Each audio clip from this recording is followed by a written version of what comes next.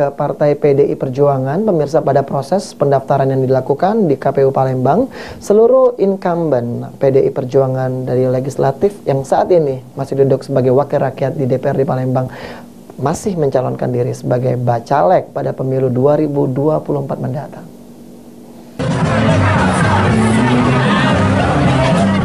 Dalam pemilu 2024 mendatang, PDI Perjuangan Palembang telah mendaftarkan seluruh bakal calon legislatifnya di 6 dapil Kota Palembang melalui Komisi Pemilihan Umum KPU Palembang. DPC Partai Demokrasi Indonesia Perjuangan sendiri pada pemilu 2024 menginginkan agar seluruh dapil dapat mengisi kursi DPRD Palembang dengan total 10 kursi.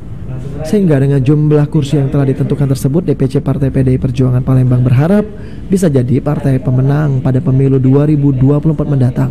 Agar dapat meraih kursi sesuai target tersebut, saat ini seluruh kader PDI Perjuangan yang masih duduk sebagai wakil rakyat di DPRD Palembang masih ikut serta.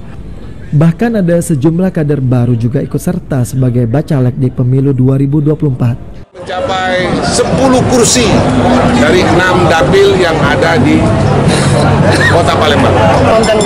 Incumbent seluruhnya calon.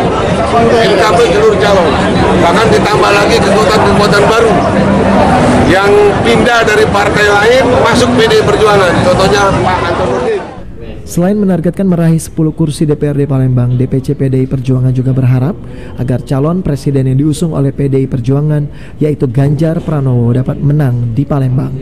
Selain PDI Perjuangan, KPU Palembang sendiri telah menerima 3 partai politik yang mendaftarkan bacaleknya, yaitu PKS, Partai Keadilan Sejahtera, Partai Persatuan Pembangunan P3, dan Partai Solidaritas Indonesia PSI.